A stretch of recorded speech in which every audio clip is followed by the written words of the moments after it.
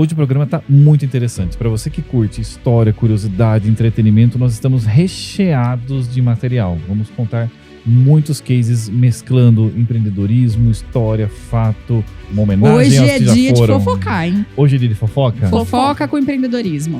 Mas então os barões do café estão no meandro dessa história do Santos Dumont? Os reis do café. Foram não três é mais reis, do que o barão, né? reis O rei. do café. Essencial, foi uma contribuição imensa para o nosso país. Muito. Sem dúvida nenhuma. Uma mulher de visão, sem dúvida nenhuma. Era vista Gostei dessa dessa palavra, conselheiras. Porque agora Conselheiras. nós estamos olhando para os conselhos administrativos. É. Então, essa profissão de conselheira já existe há muitos anos. forma. Né? O empreendedor ele tem que ver o mercado, não adianta ficar no seu ali. Olá, amigos e amigas, sejam muito bem-vindos a mais um programa podcast Mentes em Foco, a nossa dose semanal de sanidade mental. Eu sou o Ivan Giacomassi, host do programa e sempre muito bem acompanhado pela diva dos podcasts brasileiros, Josiane Freitas. E aí, Jô? Olá, Ivan. Sejam bem-vindos a mais um episódio. Hoje o programa está muito interessante. Para você que curte história, curiosidade, entretenimento, nós estamos recheados de material. Vamos contar muitos cases mesclando empreendedorismo, história, fato, feminismo. Já vai dar polêmica. É bom que isso dá corte, gera audiência, provoca aqui nos comentários junto com a gente. E quem vai nos ajudar a perscrutar melhor a história hoje do Brasil e do mundo é a nossa amiga Tawane Rocha. Bem-vinda, Tawane. Muito obrigada, Jô e Ivan, pelo convite. Tô muito animada. Hoje vamos ter muito fofoca de gente morta, que eu gosto de falar. Só que com outro viés, não que eu costumo falar, só dela fofoca, mas direcionada pro empreendedorismo, tudo isso. Tô muito animada pra falar de todo mundo aqui. Focar de todo mundo. Uma homenagem Hoje aos é que já dia de foram. fofocar, hein? Hoje é dia de fofoca? Fofoca com empreendedorismo. Ai, Sabe- maravilhoso, amei. Você sabe que eu nem gosto de fofoca, né, Jô? O Ivan gosta de duas coisas, fofoca e história. Então hoje... Bullying, né? Isso tem nome e sobrenome que vocês estão fazendo. Bullying com host. Não. Gente, não, mas é incrível, fofoca é incrível. É bom, Bem direcionada desse jeito. A gente tá contando história de pessoas incríveis da história, poxa. Então bora aprender. Vamos começar. Vamos começar o bate-papo? Vamos. Vamos começar pelo mais famoso dos playboys brasileiros.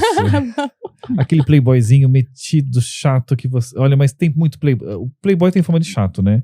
Mas tem um playboy que é gente boa, que levou o nome do Brasil lá pra fora, que fez a diferença na história da humanidade. Quem que é esse playboyzinho? Alberto. Então, Santos Dumont se chama Alberto e ele realmente era um playboy. O pai dele, pra vocês terem uma ideia, ele foi considerado um dos 3 reis do café no Brasil. Então tem café no meio dessa história também? Tem café, muito café, inclusive. Nossa, e onde que tem café tem? NCC, nossa patrocinadora oficial. Se você quer experimentar cafés especiais, é com NCC. Acesse Nossa o Casa site Café. Uma experiência sensorial em café. Ai, que delícia. ncc.com.br. Está na hora de recarregar as energias. Que tal um café? Nada melhor do que um café. Nossa Casa Café. Que tal?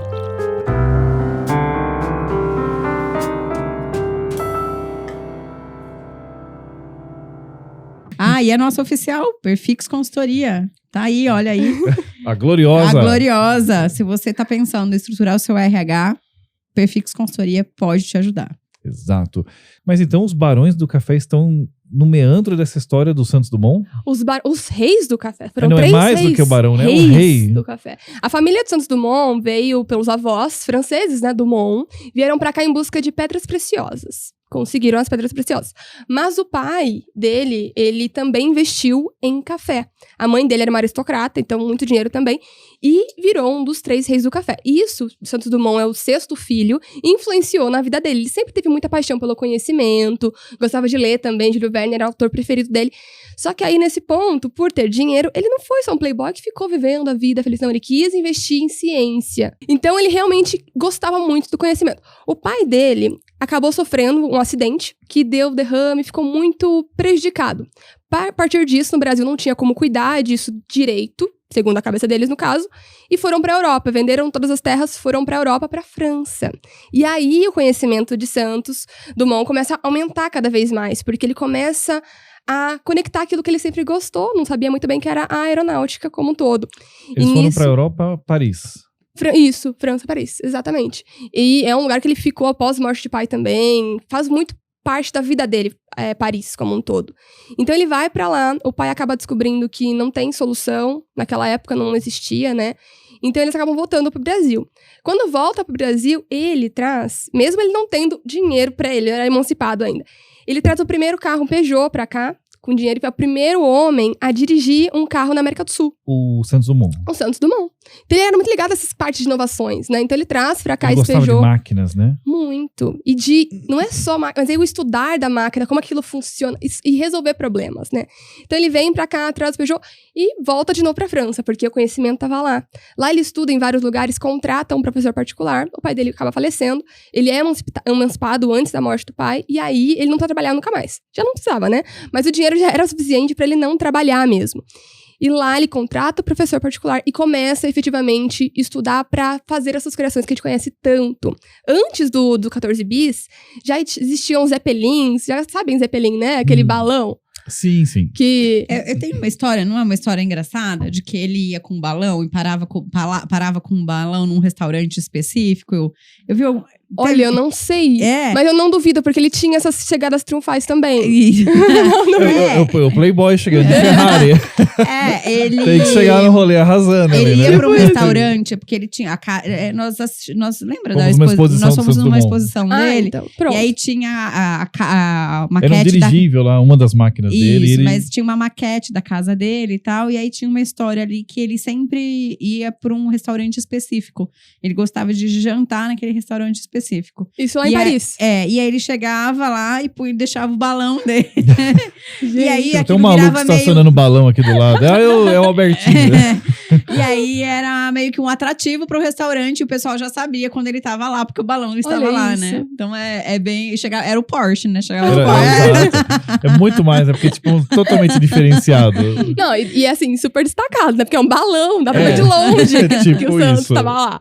E o dirigível, o Zeppelin é o antes, né? E ele cria o dirigível, que é o quê? Ele, para além do nitrogênio, que era só o que utilizava e era extremamente perigoso, tem o motor a gasolina que é colocado. Então ele já tem essa primeira criação. E aí, pra chegar ao 14 bis, que foi lá em 1906, que teve o primeiro voo, que foi voinho, né? Pouquinho, assim, alguns metros. Voo de galinha. Voo de galinha, isso. Antes disso, ele estava estudando bastante, mas lá em 1903, tivemos o voo dos irmãos Wright, que é uma briga que nós brasileiros temos, que a gente fala que o Santos Dumont é o pai da aviação. E ele não é. É difícil falar, mas não é em certo ponto. Posso colocar mais um fato curioso e interessante envolvendo tecnologia agora? Claro. Se você está nos vendo agora, a inteligência artificial é treinada em grandes volumes de dados. Faz um teste, joga aí no seu GPT quem é o pai da aviação em português e depois pergunta em inglês quem é o father of aviation.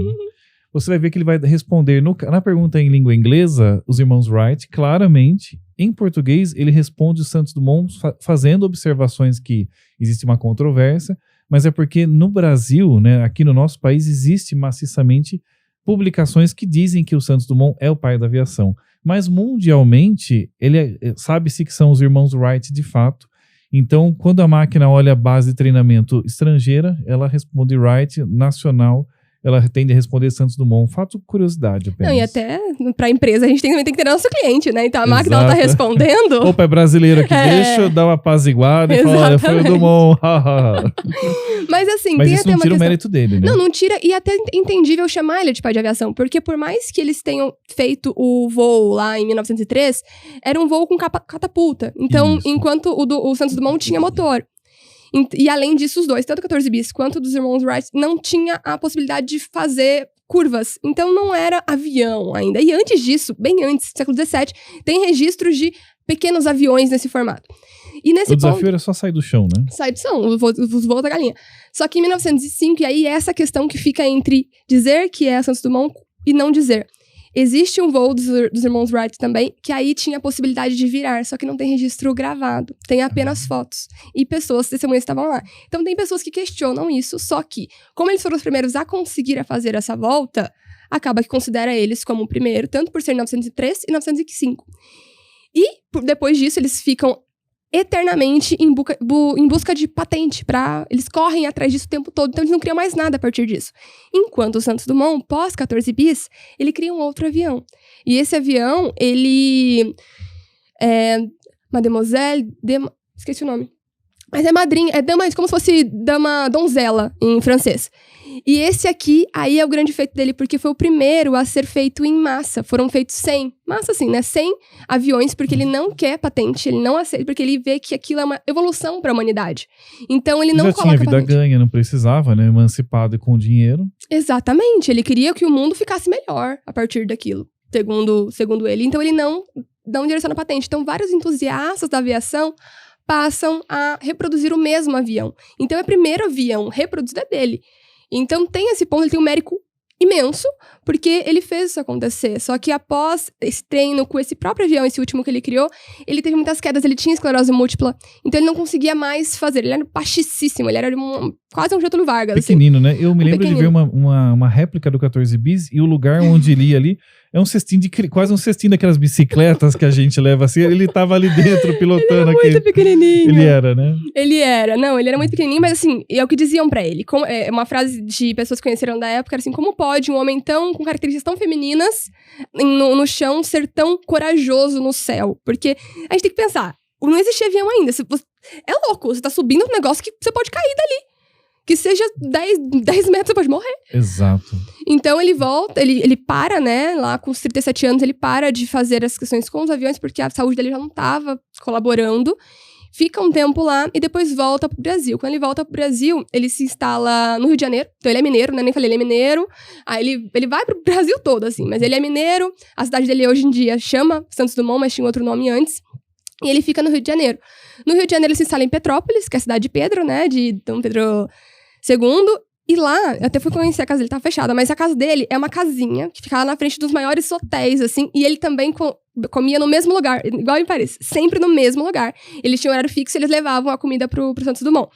E lá, ele criou várias coisas também. Então, tem a escada Santos Dumont, que é uma escada que ela ocupa pequeno espaço. Ah, eu vi isso. Já viram isso? Na mostra também, ela é muito interessante, Não né? é legal? Sobe muito em pouco espaço, porque ela otimiza os degraus ali, né? Elas são divertidos. Ele criou, precisava de espaço. A casa dele é bem no alto, assim. Então, pouco espaço pra subir, então, criou. Ele criou o chuveiro quente elétrico.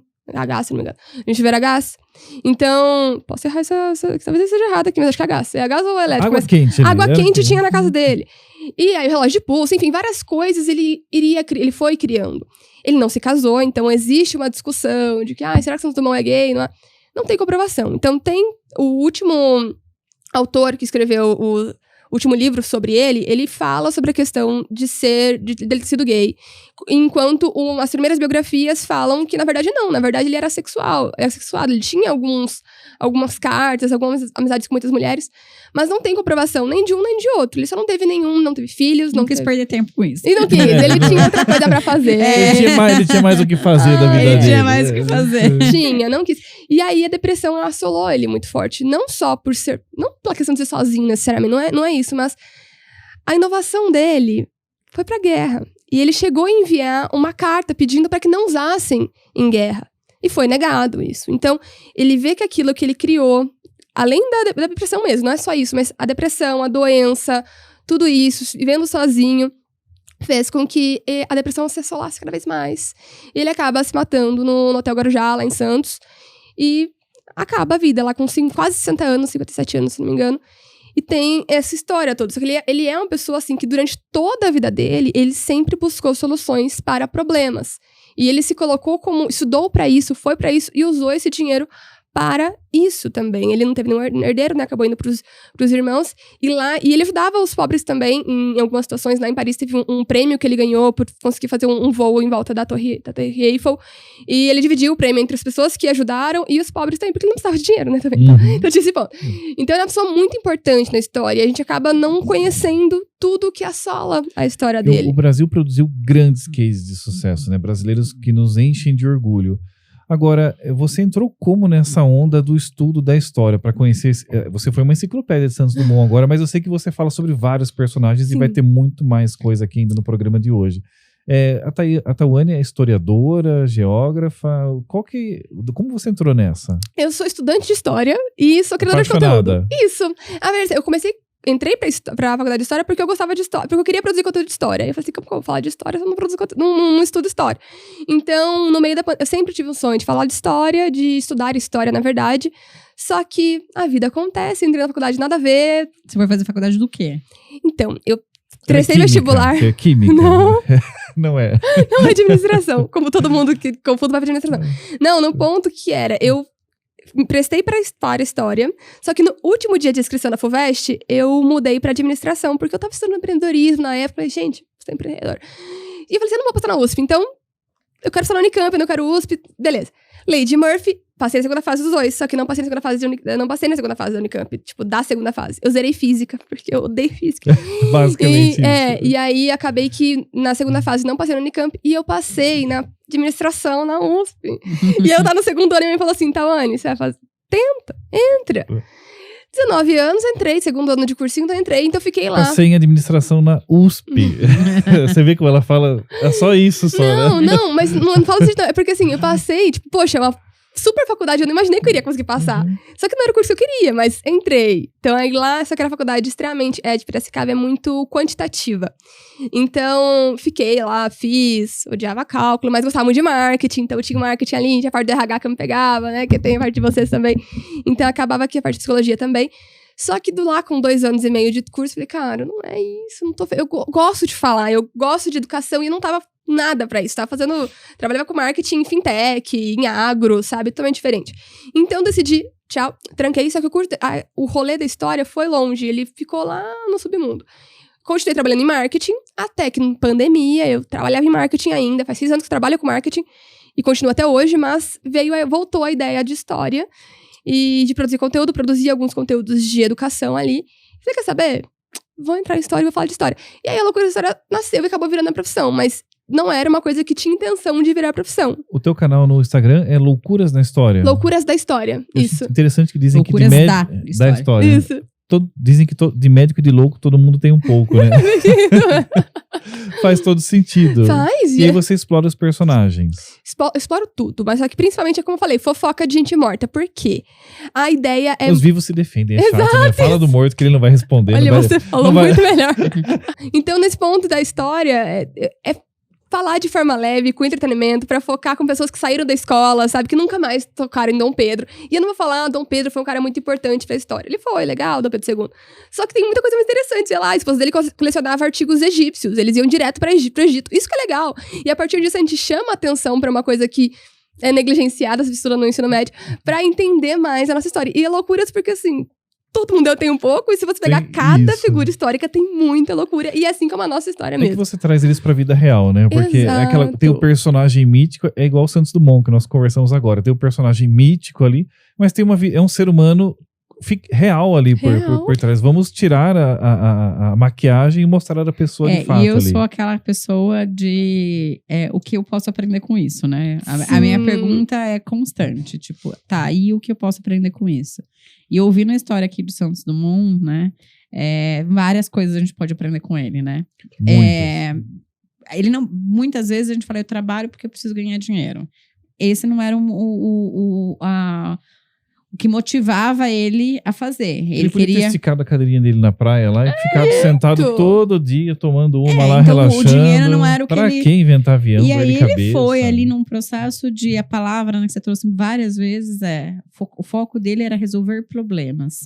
E assim, Exato. muitas vezes a gente se põe numa posição de não vou resolver problemas, né? Eu não quero problemas, longe de mim os problemas. Né? Longe de mim, não quero resolver problemas, não vou resolver e tal, e fica até procrastinando e passa uma vida ali sem muito sentido, né? Sim. E ele passou uma vida pensando em resolver problemas e ele foi resolvendo vários problemas, né? Desde o avião até a escada da casa dele, a água quente, não sei o quê. Então, de pequenos a grandes problemas, ou de problemas menores ou menos complexos para problemas mais complexos.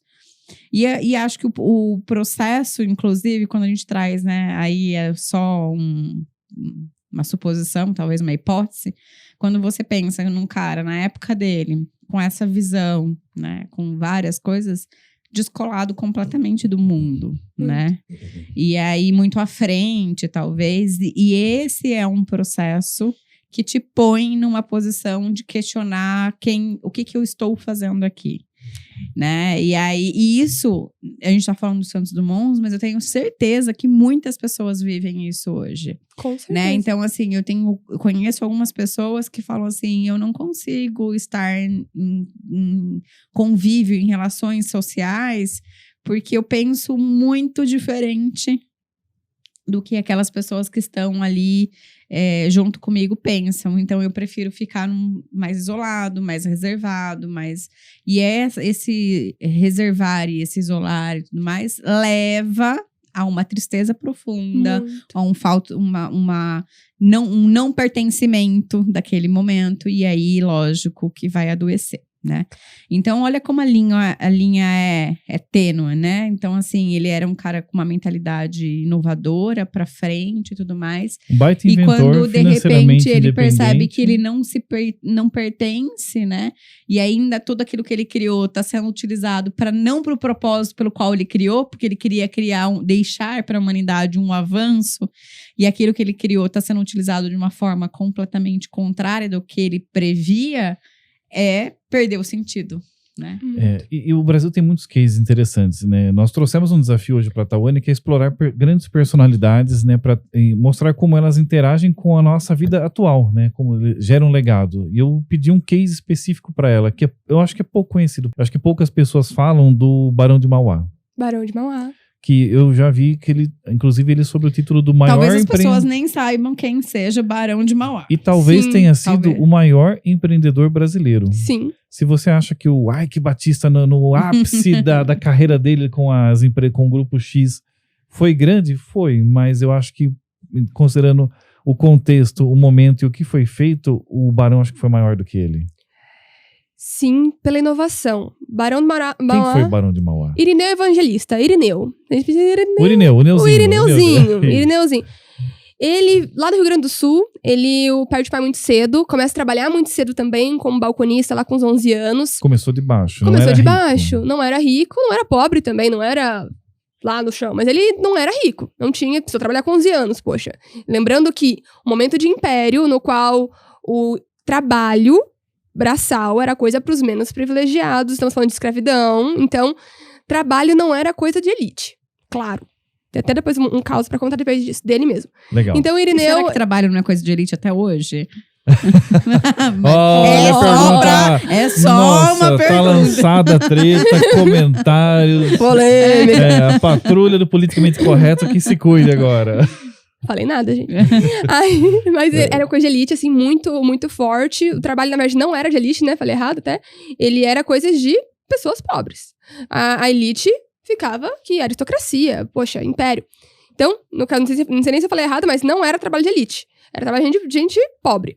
Então, ele começou a trabalhar com 11 anos e depois ele vem pro Rio de Janeiro. O Rio de Janeiro era a capital do Brasil. Então, todo o império tá lá, todo mundo tá lá. Então, a riqueza tava lá. Era onde as coisas estavam acontecendo, era Rio de Janeiro. Exato. Era São Paulo da época, digamos assim, devido às proporções, né? Mas então, ele foi pra lá e lá ele começa a trabalhar em um local de importação. Isso é muito importante pra ele. Porque lá ele tem uma relação com o dono, né, dessa empresa. E, pelo destaque, ele acaba virando sócio desse dono. Esse dono, ele ensina inglês pra ele. Ele vira sócio. Quando esse dono volta pra cidade natal, lá na Europa, ele fica cuidando dessa empresa e ele começa a enriquecer aos poucos. Justamente porque ele sempre foi muito proativo. Ele conversava muito, ele queria saber, ele botava em prática. Era uma mente inquieta. Uma mente inquieta, exato. Extremamente proativa pra fazer aquilo acontecer, né? As inovações acontecerem. Mas até então, não tem a ferroviária, não tem nada as coisas que nós conhecemos, né? Era uma coisa de empreender e crescer até ali. Só que quando ele vai para a Inglaterra, tudo muda. Estamos falando de 1800, momento de Revolução Industrial. O Brasil não tinha Revolução Industrial, a gente vivia latifúndio. Era muito aquela coisa colonial ainda, né? Fazenda, sim, agricultura. Sim, nós tínhamos um pouco de liberalismo ali, tinha, mas era sim, muito pequeno. Vivíamos o império, o problema não era o império, o problema é que era muita escravidão e latifúndio. Quando ele vai para a Europa, para a Inglaterra especificamente, vivíamos o fervilhamento da Revolução Industrial. Então tem o quê? Tem pessoas trabalhando 16 horas por dia? Tem. Problemaço. Podemos falar disso, mas não é o foco aqui. O foco é Lá tinha inovação acontecendo. Linha ferroviária, construção, inovação, pessoas, empresários, que eram as pessoas que ele conversava, né? Que estavam buscando a produção em massa, vender riqueza, crescimento da cidade. E o Brasil não tinha isso. Então, quando ele volta pro Brasil, ele volta inquieto. Ele volta para se tornar, o título dele é o empresário do império. Ele tem uma relação muito forte com Dom Pedro II, que era o imperador dessa época, e ambos fizeram esse crescimento. Dom Pedro II, devido... Tem os seus problemas também, mas devido às proporções, ele foi uma pessoa muito pra frente. Ele era um intelectual muito forte, ele também ajudou, apesar dos dois terem suas tretinhas ali, ele ajudou muito. Então, o que ele traz pro Rio de Janeiro e pro Brasil? A linha ferroviária. Então, a linha ferroviária que ele viu lá na Inglaterra, ele traz pra cá. Pra quê? Qual era o foco? Facilitar o envio da parte de agricultura. Então, os grãos, para ficar mais fácil. A produção com muito mais velocidade, facilidade num custo muito menor, rápido. Exato. Antes de fazer como? Cavalo? Então, burrinho, as mulinhas ali, né? Então, não tem como. Então, ele traz a linha ferroviária. Ele trouxe a linha ferroviária para o Brasil. Trouxe a linha ferroviária. A parte no Rio de Janeiro, ele traz a iluminação pública. Então, até então, à noite, o só não tem nada, tem vela. E era a capital do Brasil, onde Dom Pedro estava, onde ele se esposa Era a capital do país, né? Era o que tinha de melhor no Brasil deveria estar ali. E não tinha iluminação. Exato. E ele se considerava um liberal e ele era contrário à escravidão. Por quê? Só porque ele era bonzinho?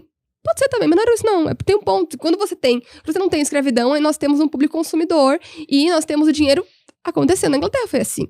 E a Inglaterra, quando houve o final da escravidão, quem pressionou o Brasil pra isso foi a Inglaterra. A Inglaterra queria público consumidor. E também pra comprar os seus tecidos. Potência, os Estados Unidos da época era a Inglaterra. Era a Inglaterra, extremamente rica, imperialista. Mandava no mundo ali, né? Mandava no mundo. Então ele pressionou a gente também. Então ele vem com isso eu não quero... A escravidão é ruim pro Brasil. Não só pelas pessoas, mas economicamente falando. Então, ele buscava essa evolução, mas existe uma trava. Porque se nós não temos um público consumidor, um público que trabalha e ganha com isso, porque quando um trabalhador ganha dinheiro, ele pode consumir. E assim, a gente faz a roda girar, o capitalismo acontecer. Aqui nós não tínhamos isso ainda. Então, isso foi difícil para ele, mas ele conseguiu trazer. Então, ele trouxe ali a questão da iluminação pública, que já melhorou para as pessoas, a facilidade de ter à noite o comércio acontecendo, as pessoas vivendo ali. Ele trouxe a linha ferroviária. E os bancos, lembrei. E os bancos, então, ele tem o Banco Mauá, ele cria mais de um banco. Então, dinheiro rodando também, o capitalismo acontecendo devido às proporções ali. E tem um caso muito interessante dele, vamos lembrar ali que a elite não trabalha, o aristocrata não trabalha. Só que ele era um homem trabalhador. Ele a vida toda, ele trabalhou e para ele o trabalho estava o dignificando, né, o crescendo. E aí, num dia, ele foi fazer uma inauguração de uma linha férrea. Ele falou, vou fazer uma coisa incrível. Esse aqui é eu pensando que ele falou assim, tá? Eu não sei na minha mente, ele falou assim, vou fazer uma coisa incrível, Dom Pedrinho é meu amigo, vou fazer uma coisa de honra pra ele.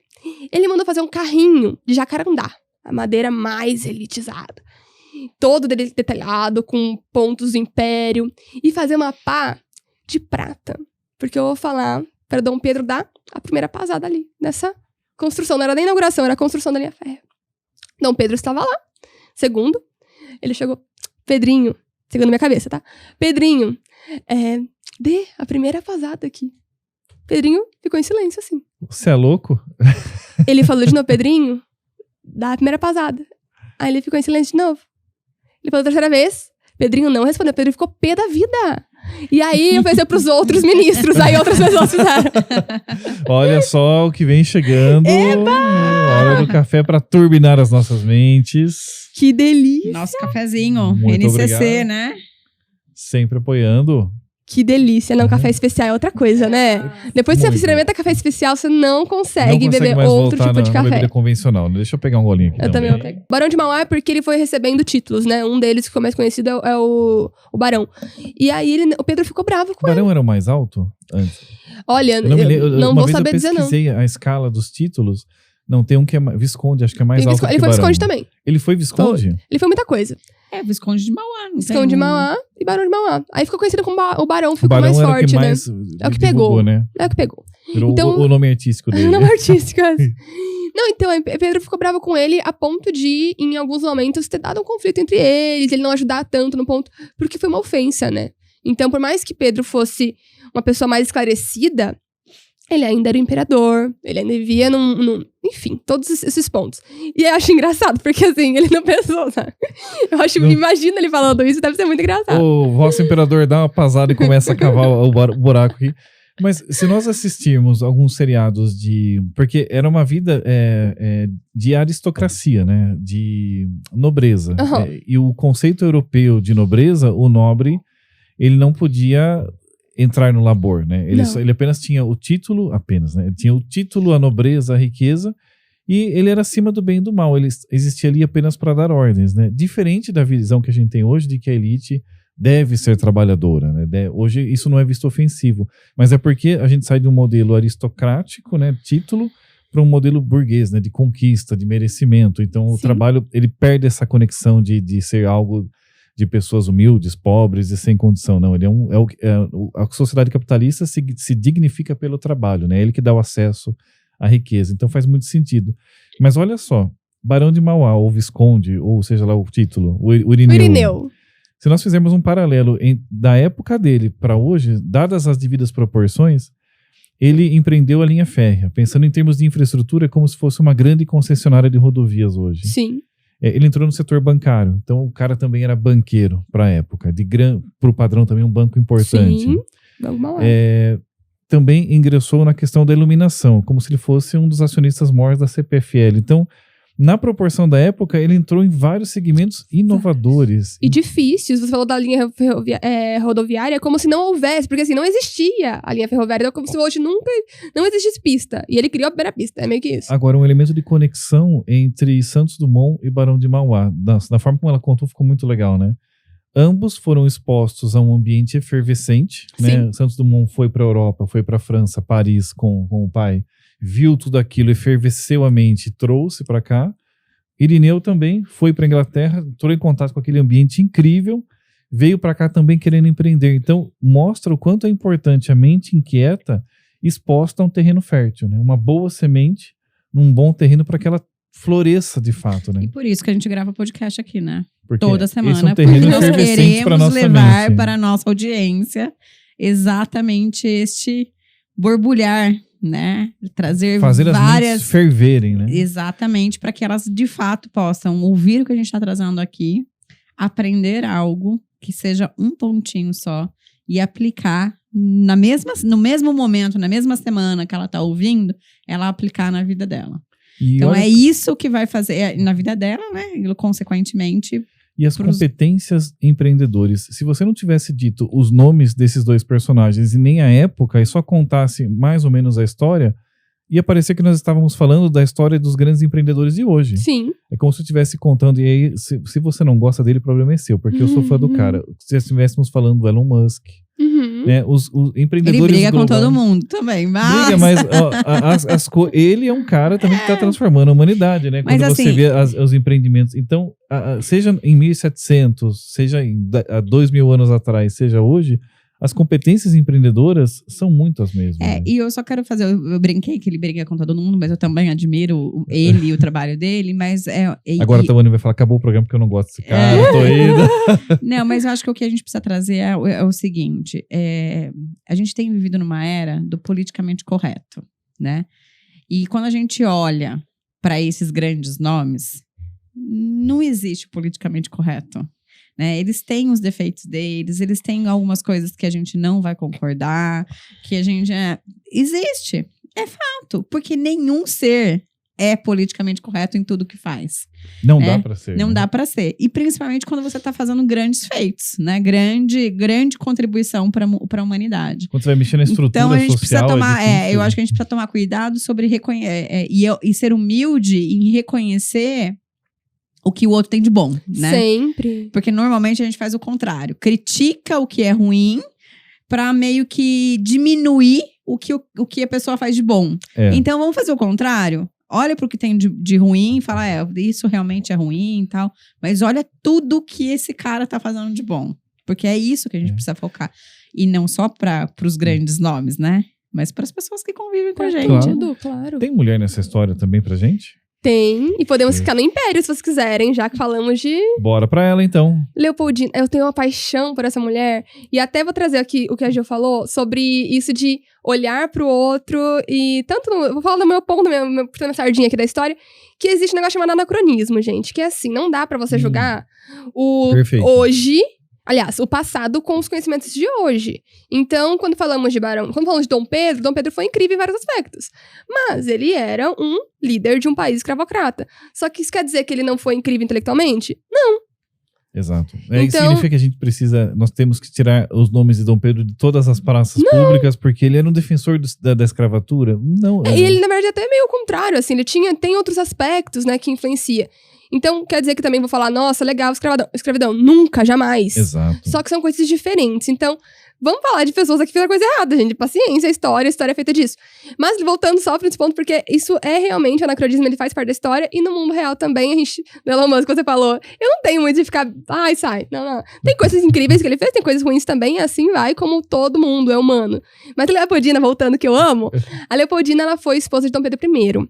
E ela é uma mulher austríaca. Século... Lá no fim... Ela, assim, a história mais dela é mais do começo de 1800, no século XIX, né? 19. 18, não. 1800? Século 1800. 19. 1800 e pouco. Isso, tá certo. Passou do 1801, virou século XIX. Eu sou péssima com isso, sabia? Mas eu tenho que ficar pensando assim, Como que tipo, é? Então, sempre um... explica, explica, porque eu também não sou boa com isso. É uma mais, é até 19. 1800, século XVIII. 1801 virou 19. É. E aí, até 1900, século XIX, 1901 virou século XX, tanto que nós estamos no século XXI 21. agora. Eu penso assim, é um a mais, então eu tenho que pensar assim, sempre um a mais. Isso, Então isso. é por isso que eu pergunto. Rodou 00 ali, virou século. Eu acho que eu tenho dislexia, porque eu nunca memorizo isso. Mas século XIX, no fim do século XIX. Mas ela nasceu no início do século XVIII. E ela é uma... Por que ela é importante, a gente saber a história? Ela foi a mulher que estava por trás da independência do Brasil. Ah, é? É. A Leopoldina? A Leopoldina. A independência. Não a república, ela já tinha morrido já. Mas a independência. Quem falou independência ou morte foi o marido dela. Entretanto... Amando dela. Quase que isso. Certeza. quase que ela que falou, esse. sobe naquele cavalo e vai, grita isso aqui. Quase que isso, E não gente. volta pra casa, senão você vai ter Você problema. vai sofrer. Mas Se você voltar com esse país ainda subordinado lá, você vai ter problema. Não, ela era muito inteligente. Ela era assim, ela é austríaca. E ela foi pelo pai, assim, educada, muito bem educada, muito... Ela tinha contato com o Goethe. É isso. Ela estava de pessoas muito mente, sabe, inteligentíssima. E ela amava botânica, ela amava mineralogia, ela gostava muito. Caraca. E Dom Pedro I não era assim. E porque ele veio... Lembra? Era um ogro. Ele era um ogro. Ele era um ogro. A única coisa que ele sabia fazer intelectual é tocar piano. Ele tocava piano muito bem. Mas os pais dele vieram pra cá fugidos de Portugal. Aqui não tinha educação direito, gente. Malemar, ele gostava de mulher. Ele gostava da festa, era isso. Só que quando Dom Pedro I precisava casar, ele precisava parar de fazer essa loucura que ele fazia. Foram buscar uma mulher da aristocracia. E foram lá, falaram com o pai de Leopoldina, falou assim, e aí o pai dela falou assim, você quer? Porque ele deixava ele escolher. Ela falou assim, pode ser, dentre o meu tio, o meu primo, pode ser esse cara aí. E ela gostou dele. Dadas as opções. Dadas as opções. E ela tinha um medalhão com a imagem dele, né? Porque ela conhecia ele aqui, mas ela uma imagem, ela ficou apaixonada. Ela falou assim, meu Pedrinho. Não falava português, claro, ela falava vários idiomas, português não. E aí, quando ela veio pra cá, demorou 6 meses pra chegar no Brasil, porque tava com guerra aqui no Brasil, enfim. Nossa, 6 meses 6 pra meses. chegar. Aí ela ficou um pouco em saiu de lá? Portugal. Ela ficou um pouco em Portugal, aí depois ela veio pra cá. Então, Caraca. demorou muito, assim, pra ela conseguir. E a família dela era tão... Pra você ter uma ideia, a irmã dela casou com Napoleão Bonaparte, tá? Então, assim, realmente era uma família muito... Caraca. Muito importante ali. Com boas articulações. Boas Boa. conexões. Boas olha. articulações. Foi uma das esposas de Dom Napoleão Bonaparte. E quando ela vem pra cá, ela chega, e, gente, meu marido, falaram pra ela, assim, que ele era muito inteligente, que ele gostava das mesmas coisas que ela. Ela falou, gente, incrível, sonho. E aí, ao invés dela trazer, sei lá, estilistas, pessoas de cabelo... Não, ela trouxe cientistas pro Brasil. Ela trouxe muitos cientistas pra estudar botânica, pra estudar o Brasil, pra estudar geologia, pra estudar o Brasil. Então ela trouxe muita gente de lá. E também uma dama de companhia dela também. Lembrando que quando ela larga do pai, ela não tem mais dinheiro do pai. O dinheiro vai ser da família brasileira. Ela não traz Ela traz coisas, mas o pai dela não vai financiar ela aqui, porque ela casou. Agora ela é da família Bragança agora. Então ela é da Habsburgo, Bragança. Chegando aqui, início, primeiro dia, ele nem esperou ela descansar, já consumou o casamento, se é que vocês me entendem. E aí a mãe dele fez ele largar a amante que ele tinha. Só que aí começa o problema. Foram catar ele no bar, fala. Mais ou menos isso. Vai buscar seu irmão no bar porque a esposa chegou Meio em que isso. Portugal. Teve um casamento lindo, assim, ela é lindíssima, já consumaram no mesmo dia. Só que aí começa o sofrimento de Leopoldina. Ela faleceu muito jovem, com 29 anos, pra você ter uma ideia. Então, assim, ela tinha ali no início dos seus 20 anos. E ela começa a sofrer muito, porque ele leva ela mais pro interior.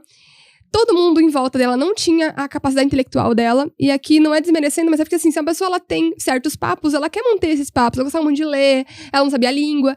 Então, ela começou a viver muito sozinha. A depressão assolou ela muito forte. E ela ficava sem dinheiro, porque ele não dava dinheiro pra ela. Então, ela já teve que pedir empréstimos pro pai pra pagar a dama de companhia dela. Então, ela sofreu muito nisso. Muito mesmo, assim. Ele era muito agressivo verbalmente com ela. Ele teve mais de 40 amantes. Mais de 30 filhos, assim, espalhados, sabe? 20 e poucos Mais filhos. de 30 filhos? Ele teve muito filho. Ele teve filho com uma freira. Ele teve filho com uma freira. Então ele teve muitos filhos. Muitos não reconhecidos, né? Mas alguns reconhecidos de amante também. E até aí ela tava levando. Ela era muito inteligente, ela tentava manter ali alguns papos, não conseguia. Onde eles se encontravam era na música. Teve filhos, mas uma saúde muito debilitada, perdeu vários. Mas até aqui ela ainda não começou a influenciar na política brasileira ainda. Quando o Dom Pedro, um dia, ele vai aqui pra São Paulo pra resolver uma questão, ele encontra a Domitila de Castro.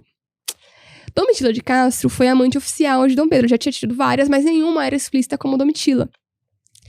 Domitila, ela é uma mulher que fugiu do marido, ela foi quase morta pelo ex-marido. Ela teve essa questão, só que Dom Pedro se apaixonou por ela num nível absurdo.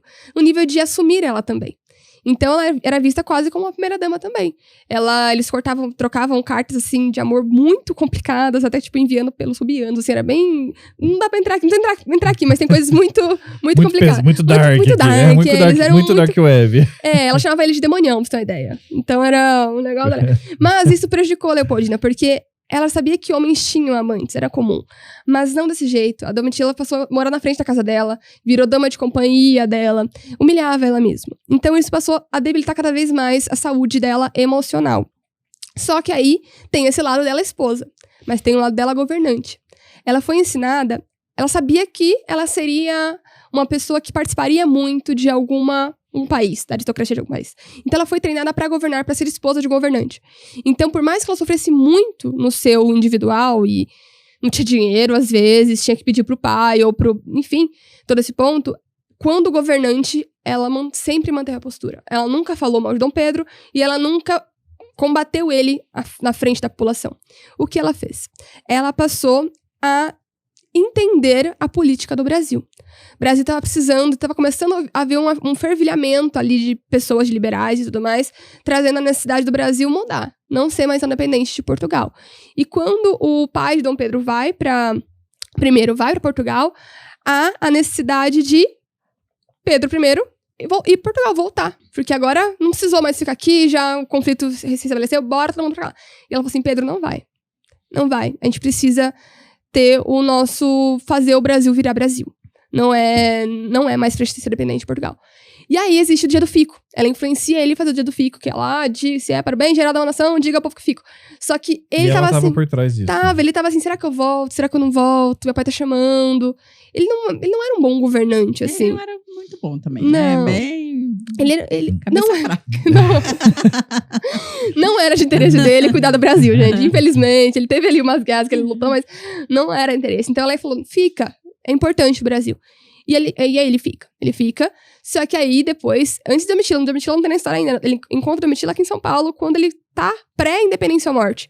Porque ele vem pra cá e aí também tá acontecendo o fervilhamento. Ela tem um contato muito forte com o José Bonifácio, que é uma pessoa muito importante pra política brasileira. E eles numa reunião, tá no momento pós-dia do Fico, fala, olha, acho que a independência do Brasil vai ter que acontecer. Só que entender isso, a independência do Brasil é separar oficialmente de Portugal. Acabou o dinheiro, vai ter que dar uma negociação, vai ter que ter uma outra gestão. É ter realmente uma estrutura independente. Exato. Dom Pedro não é mais o filho do rei. Ele seria o imperador. Então, mudança muito. Então, ela Bonifácio e outras pessoas importantes ali, intelectualmente, homens, né? Ela, a única mulher, escrevem uma carta para Dom Pedro, trazendo, falando, tá na hora. Independência do Brasil. Então, ela escreve, ela fala, eu e Bonifácio conversamos, a gente tem por causa disso. Ele Não é pau mandado, mas assim, que ele viu aquilo e ele entendeu que realmente era o momento. A patroa mandou. Patroa mandou. Era necessário isso. Então aí, no Rio Ipiranga, que é lá onde hoje é o Museu Imperial, que foi feito pós-morte, foi feito mais pra cá, né? Mas o Museu Imperial tinha um riachim Ipiranga, ele não estava no cavalo, ele estava num burro, e dizem até que ele estava com diarreia, segundo as pessoas estavam dizem escrevendo. que subiu a serra com diarreia, né? Exato. Então, ele grita independência ou morte. Sem aquele glamour todo que aparece Imagina, agora. se você pegar a foto da época e comparar com aquele quadro maravilhoso lá do Museu Ipiranga. Não, tanto que esse quadro Pedro Américo foi feito pós-república. Por quê? Pra criar uma história de um Brasil grande. A narrativa ali nós precisávamos, né? Como... Você tem que dar moral pro povo, né? Senão, muito. Se você desenhasse ele num burrinho lá com todo borrado, falando, não, começou errado já esse negócio. Não, e se irem no Museu Ipiranga, é isso. Porque você vê lá, Tiradentes. Faz bem pro ego, né? Você fala, nossa, que país, eu tô no país certo. Que país incrível. É um quadro maravilhoso. Mas grande parte dos que estão lá, gente, foi criada pós-república pra crescer a história do Brasil. Faz Inclusive Tiradentes. De construção de identidade. Identidade, né? Exato. Mas aí ele fala independência ou morte, aí o Brasil vira independente. Só que aí tem toda essa questão, ele com a Domitila, inclusive, Domitila é a Marquesa de Santos, né? Então, ela é Marquesa de Santos. A Domitila virou Marquesa de Santos? Isso, é um título. Assim como um dos filhos com ela, ele chamou de Duquesa de Goiás, ele deu uns títulos, assim, pra algumas pessoas que ele reconheceu. Ela influenciou muito, finalizando a morte de Leopoldina. Ela foi muito importante, só que assim, depressão, ela acabou tendo um aborto, e esse aborto prejudicou muito ela, acabou morrendo por isso, com 29 anos. Só que a história dela, o que é mais importante dela é que, assim, ela viveu uma vida ruim, não era uma vida boa. Ela era uma imperatriz, mas foi uma vida horrível. Só que, independentemente disso, ela poderia ter lutado de alguma forma, mas ela não quis, até porque ela achava que a vida era assim, ela mandava as cartas que ela mandava, é assim, não tem o que fazer. Ela fez o que ela tinha que fazer como governante. Ela vestia... Foi exímia. Ela foi exímia. Tanto que diziam na época, assim, que quem dera ela tivesse nascido homem. Que o Brasil seria outro. Então... Pelo que você narrou da educação dela, de trazer cientistas e pela mente de conversar com José Bonifácio e entender...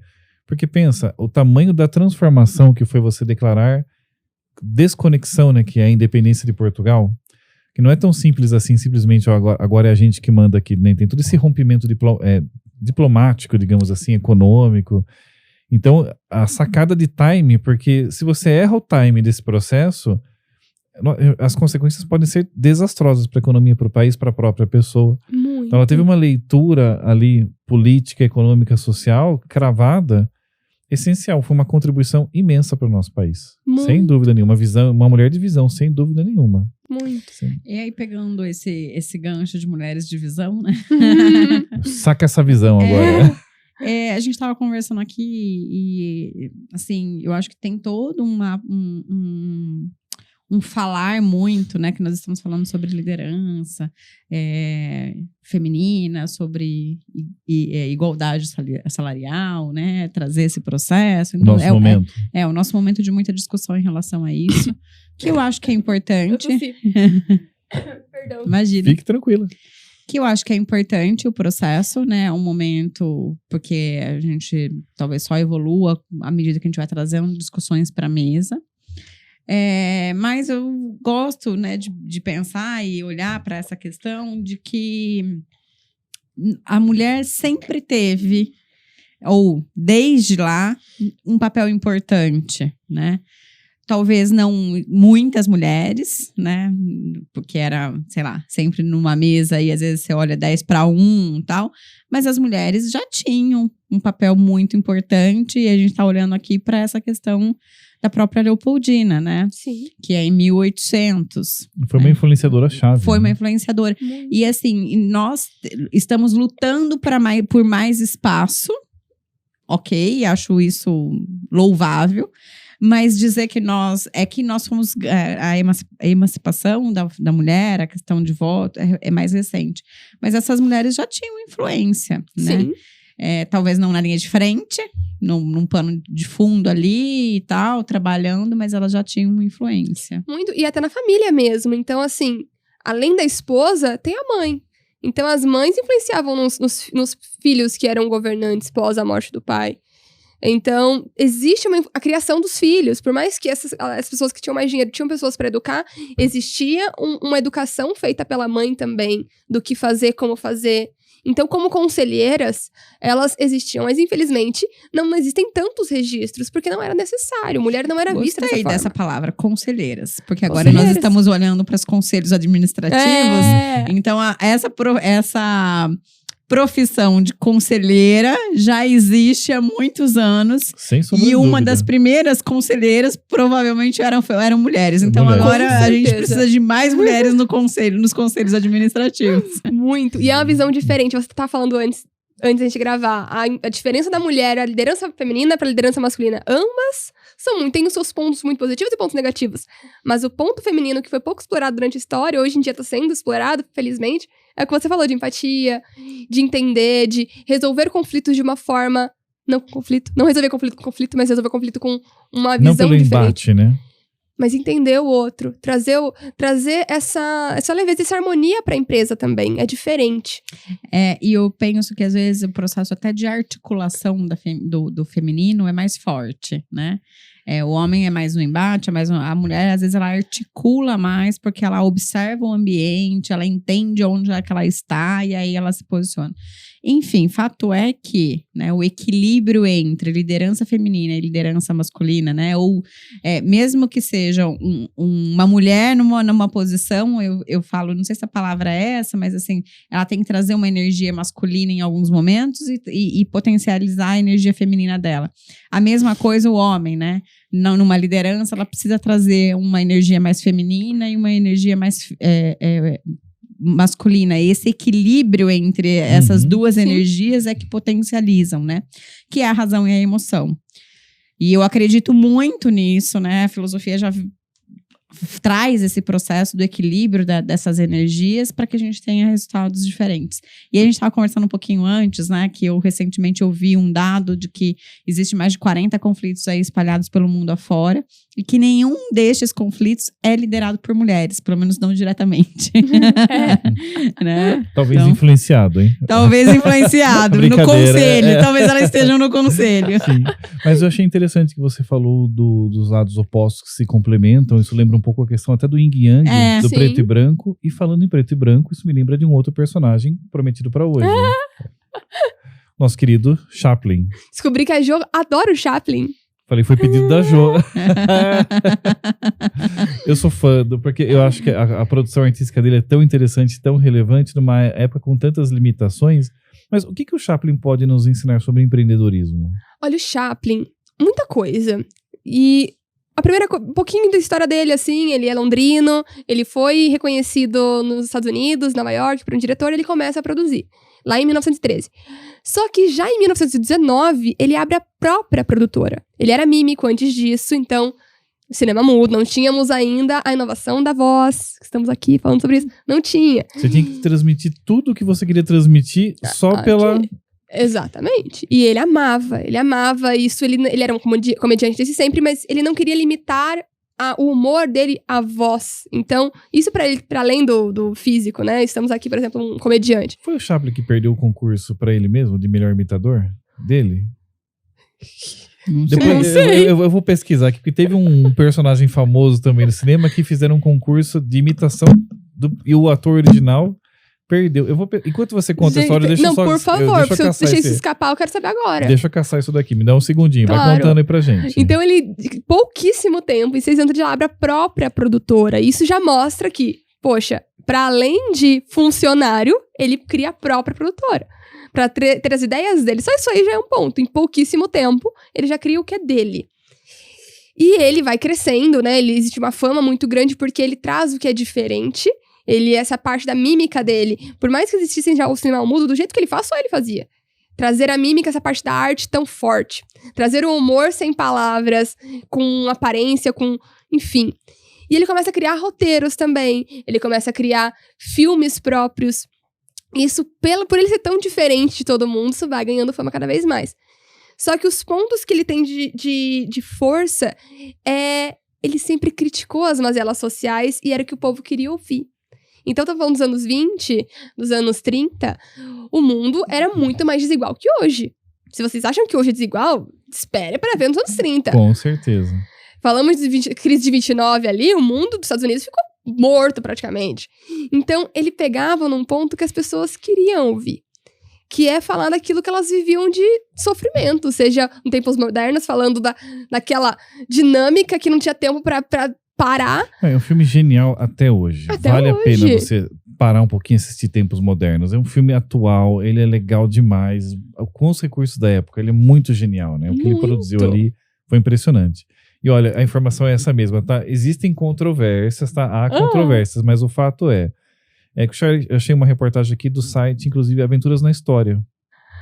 Eu gosto deles também. Que é muito legal. E o dia em que Chaplin participou de um campeonato com seus sósias e perdeu. Embora envolto em controvérsia, o episódio existe no imaginário popular e serve como lição de moral até hoje. Aí Charlie Chaplin foi um sucesso absoluto, legal, dananã. Aí, veja, as pessoas passavam por circos e teatros ganhando vida como sósias do... Aí ele ficou tão famoso na época que muitas pessoas imitavam ele como sósia do Chaplin, né? E aí teve um evento entre 1915 e 21, não se sabe a data exata, mas foi feito um concurso num circo de melhor imitador do Charlie Chaplin. Ele participou e perdeu. Gente, eu quero muito que seja Olha real. Que história legal isso, né? Não dá pra saber, mas eu queria muito que quero muito que seja real. Eu acho que vale a pena você explorar, trazer pro Instagram. Lembra da gente lá depois, Não, tá? vou falar. Porque essa história é incrível. Nem eu me imitei tão bem quanto... Bora, de volta. Não, muito bom. Mas ele era icônico demais, né? Não tem uma pessoa que eu não conheça o Chaplin. Então, lá, ele tem o Tempos Modernos, que é super interessante, falando das mazelas. E ele, lá nos anos 40, ele cria um filme que é O Grande Ditador. Esse filme... nossa, putz, que demais. Esse cara é muito genial. Pode falar. Não, é que muito a bom, cena né? dele ali, e eu tenho tem vários vídeos no YouTube com essa cena, inclusive. Será que sou eu mesmo que gosto dele? Vendi o personagem, né?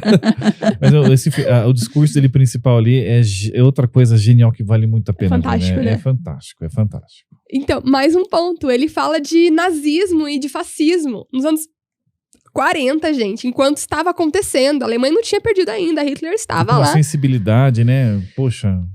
E com humor. Com humor, exato. Então, é trazer leve. isso, o entretenimento com essa crítica. Então, a pessoa, ela via, se divertia e aprendia. Chaplin chega a ser considerado subversivo por Hitler. Ele não pode ser passado na Alemanha nazista. Então, ele tem esse ponto de impacto histórico mesmo.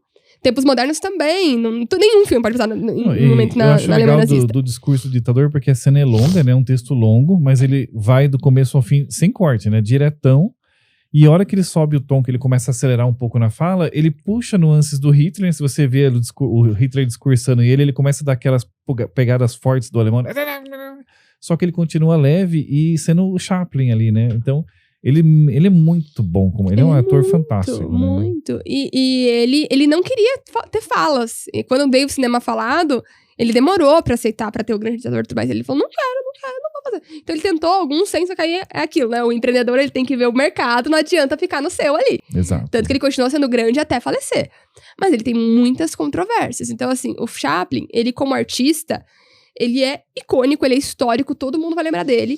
Mas como uma lado é fofoca, ele não era uma pessoa tão incrível assim, pessoalmente, né? Então, não sei se vocês querem que fale, mas ele tem as suas controvérsias ali. Manda pra saber, gente, por lógico. favor. Então, ótimo. Ele era... Que o que nós queremos aqui é fofoca. Ah, então bom, porque o que dá eu audiência. tenho... Porque falar de cultura é bom, mas o que dá audiência é fofoca, né? Pois é, ele só se relacionou com... Ele casou só com meninas menores de idade. Todas, as 4. Anacronismo de novo pra época dele. Nem tanto. Já Porque não era, já mas tava falando era de... aceitável? já era... Não era tão assim, 16, porque assim... Tanto que uma delas teve que fingir que tinha 22 anos. Ah, então naquela época já não era tolerável, assim. Era tolerável. Não tinha um crime como hoje, não seria preso. Só que moralmente não era tão bem visto. Já tava em desuso essa parte. Com uns 40, 50 anos. Já casando uma menina de 16 anos. Então ele teve a primeira esposa com 16, a segunda com 16. A terceira, ela tinha 22, só que ela fingiu que tinha 16. Então ela fingiu, aí eles tiveram uma relação lá e ela falou, você vai casar comigo, aí casou. E a última tinha 18. Lá, velho, gente, velho assim, entre aspas, comparando, né? Com 50 anos pra 18. Então, assim, isso foi um problema. E ele não considerava monogâmico. Então, ele traía todas elas. E era muito abusivo. A palavra abusiva aqui, ela vai ser... Tem um pouco de anacronismo, tá, gente? Porque o abusivo que eu falo é que, assim, eram meninas menores de idade e novas, e ele mais velho. Então, existe uma dinâmica de poder ali, no qual ele influenciava elas. E quando duas delas, quando fizeram 18 anos, ele largou e vou pra próxima. Então, elas sofreram muito. Tem uma delas que fez um livro falando tudo que aconteceu com ele, que ele fez. Então, como marido, ele não era tão interessante, traía muito todas elas. E o próprio Marlon Brando, que eu acho ele icônico, né? Não tem como achar, ele chegou a ser dirigido por Chaplin. Ele foi dirigido por Chaplin? Foi em um dos filmes, foi dirigido por Chaplin. Ele o considerou sádico, porque ele fez uma... Tanto ele xingava o Brando na frente de todo mundo, chamando de incompetente, coisas piores, quanto ele fez uma atriz gravar a mesma cena mais de 340 vezes. Nossa. Só pra ter aquilo. Então, ele era muito exigente. Muito exigente. E não monogâmico, ele falava muito contrário à monogamia. Não na parte moral aqui, gente. Se a pessoa não quer ser poligâmico, seja. Mas o problema é que quando a outra pessoa não é avisada, não é poligamia. O contrato, tem uma coisa errada no contrato aí. Então na parte pessoal, ele tem as suas... Ele foi uma pessoa muito famosa, né, gente? Então, ele tem a fama, ela tem o seu ponto positivo e negativo. Ele podia fazer o que ele queria na época dele. E ele fez muitas coisas. Mas isso não descredibiliza o quão ele era incrível. Mas também não podemos deixar de falar que ele também era uma pessoa complicada quando falamos de relações. Então, é uma coisa que a gente tem que ter a parte crítica ali e aprender a levar pra gente aquilo que é importante, como a Jo falou, e jogar fora aquilo que não é. Então, ele tem esses pontinhos aí, mas foi uma pessoa muito icônica pra história. Meu, que demais. Quantas histórias nós conhecemos nesse programa, hein? Toda história tem dois lados. Toda história tem dois lados.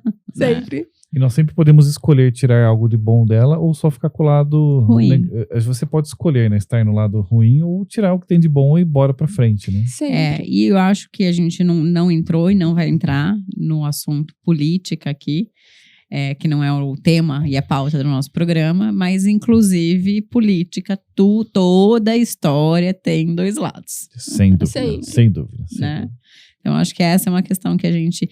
E o que a gente está falando, e a gente falou, não vamos entrar em política, mas quando a gente está falando de história, a gente não deixa de falar não está deixando de falar de política, né? Sim. Falamos de Dom Pedro, falamos do Visconde de Mauá, tal, que foram pessoas importantes politicamente para o nosso Brasil. Sem dúvida, né? Sem dúvida. E que influenciaram a época e que continuam influenciando, né?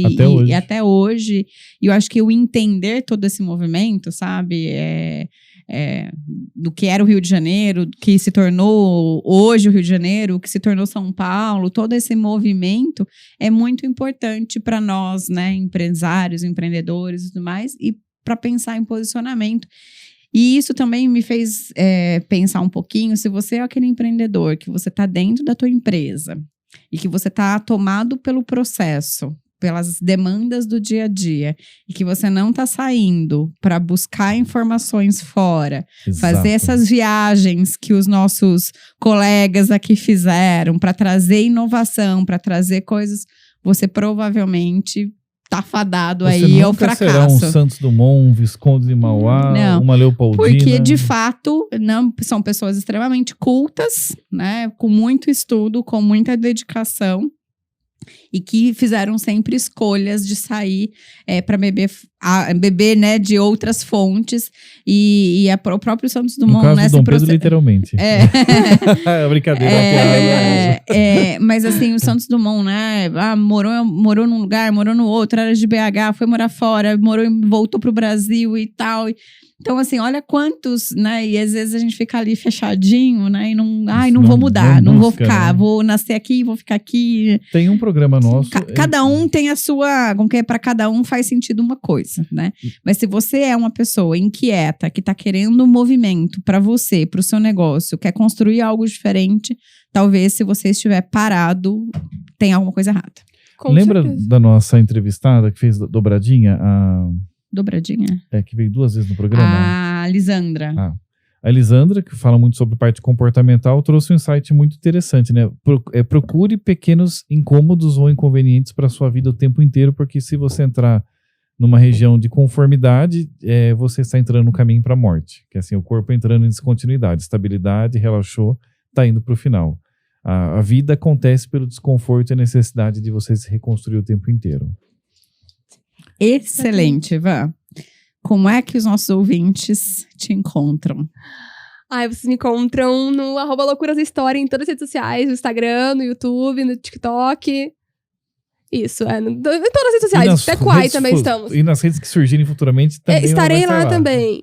E lá falo muito fofoca de gente morta. Tem também o meu trabalho também com marketing de criação de conteúdo e posicionamento. Então, quem quiser também, estou aqui à disposição para fazer as pessoas tanto conhecerem história como se posicionar também na internet muito bem, também usando conteúdo e narrativa e fazer isso, para pegar a história sua, da sua empresa ou da história e trazer com um significado final, porque a gente aprende com a história dos outros. Foi demais. O que nós aprendemos aqui, um passeio rápido, daria para seguir, dá um dia inteiro só de programa aqui, trazendo personagem, metralhando. Então, se eu quiser contar a história da minha empresa, você me ajuda a estruturar isso, é isso? Sim.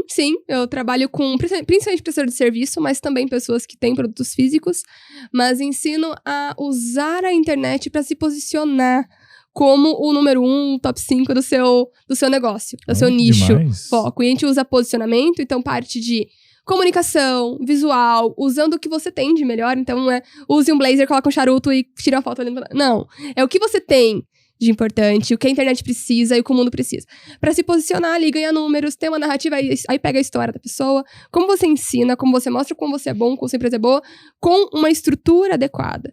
E aí usa conteúdo, narrativa e posicionamento. Então eu ajudo também pessoas. Aí é o @tawane_rocha, que aí eu falo sobre isso especificamente. Já posso deixar um convite aqui pra Tawane, pra um novo programa falando sobre posicionamento? Claro. Eba, quando vocês Já quiserem. fica, então, Já convite. aceitei. A gente traz mais um pouquinho de história, mas aí falando sobre posicionamento, pode ser? Claro, quando vocês quiserem. Demais, Estarei aqui. pessoal. Natália, já chama a agenda.